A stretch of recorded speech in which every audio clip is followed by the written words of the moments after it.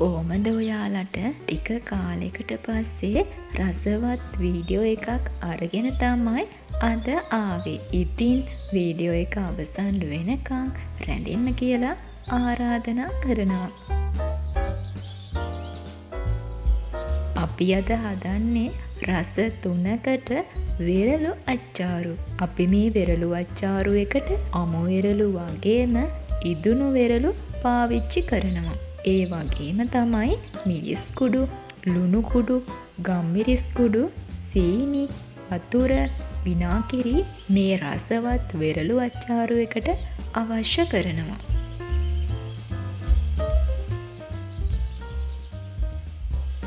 ඔන්න මුලින්ම ලිප් දෙකක ඇතිලි දෙකක් තියලා වතුර එකතු කර ගන්නවා.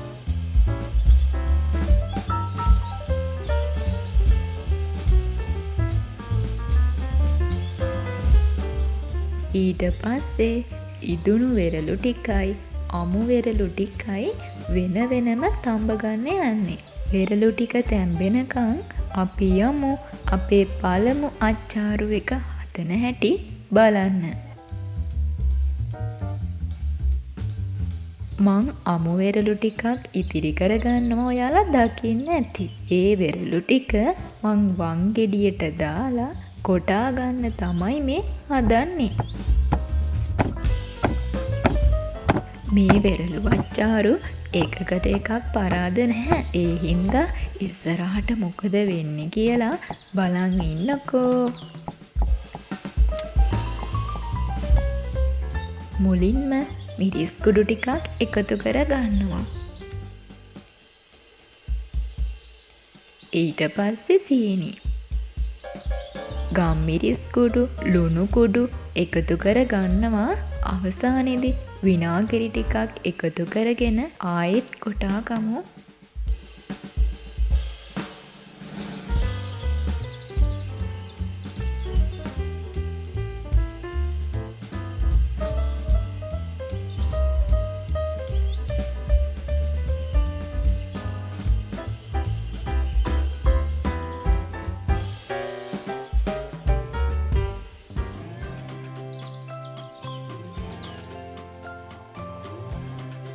දැන් අපි මේ අච්චාරු එක හදලා අවසන්.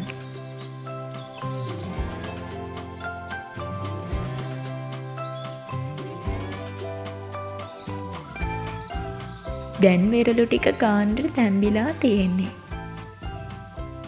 මුලින්ම මේ එකතු කරන්නේ තඹගත්ත ඉදුණු වෙරළු.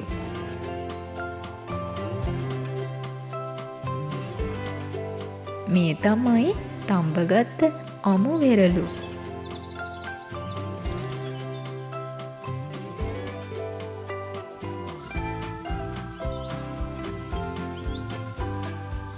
දැන් අමු වෙරළු එක තැම්බුම් වතුර ටික ඇතිලියෙන් ඉවත් කරගන්නේ නැතිව මං ඒකට සීනි ටිකක් එකතු කර ගන්නවා.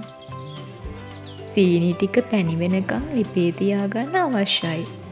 ඒ අතරේ අපි යමු ඉදුණු වෙරළු එක පැත්තට. මුලින්ම මිරිස් කුඩු ටිකක් එකතු කර ගන්නවා. ඊට පස්සේ ලුණු, ඊට පස්සේ සීනි, ගම්මිරිස් කුඩු, ඊට පස්සේ විනාගිරි එකතු කරගෙන හොඳින් කලවම් කර ගන්නවා.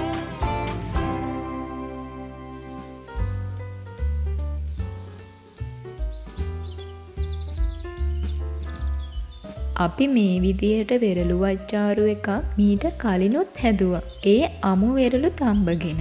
ඒ වීඩියෝ එක බැලුවේ නැත්නම් ගිහින් බලන්නකෝ. මේ විදියට අපි දෙවෙනි අච්චාරු එකත් ඔන්න හදාගත්තා. දැන් අපි යමු අපේ තුන්වෙනි වෙරළු අච්චාරු එක හදන්න.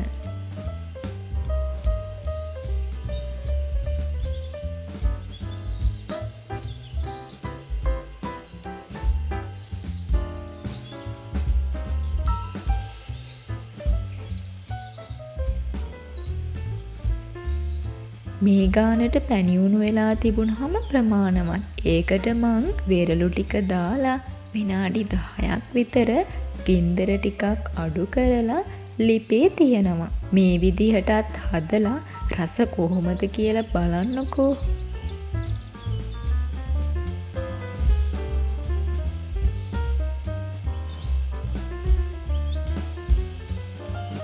දැන් අපි වෙරළු අච්චාරු 3ම හදලා අවසන්.